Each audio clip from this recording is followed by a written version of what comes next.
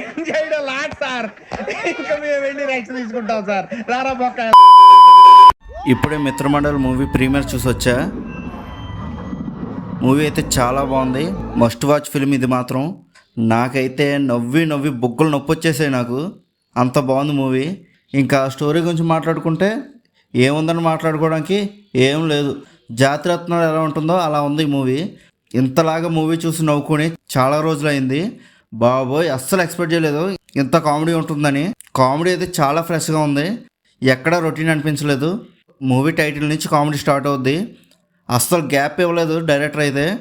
అక్కడి నుంచి స్టార్ట్ అయ్యి మూవీ ఎండ్ క్రెడిట్స్ పడేంత వరకు నవ్వుతూనే ఉన్నాను. ఫుల్ కామెడీ అండ్ స్టార్టింగ్ ఇంట్రెస్టింగ్గా స్టార్ట్ చేశాడు డైరెక్టర్. ఈ మూవీలో నాకు బాగా నచ్చిన క్యారెక్టర్ అయితే సత్యది.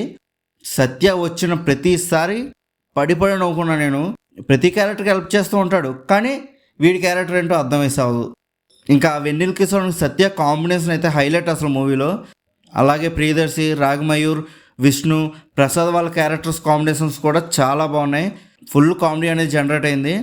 ఈ మూవీలో మెయిన్ క్యారెక్టర్స్తోనే కాకుండా మూవీలో ఉన్న ప్రతి ఒక్క క్యారెక్టర్తో కామెడీ అనేది జనరేట్ అవుతూ వస్తుంది. డైరెక్టర్ అయితే అది మాత్రం చాలా బాగా రాసుకున్నాడు. మూవీలో ఎక్కడా బోర్ కొట్టలేదు. ఫుల్గా ఎంజాయ్ చేశాను నేను.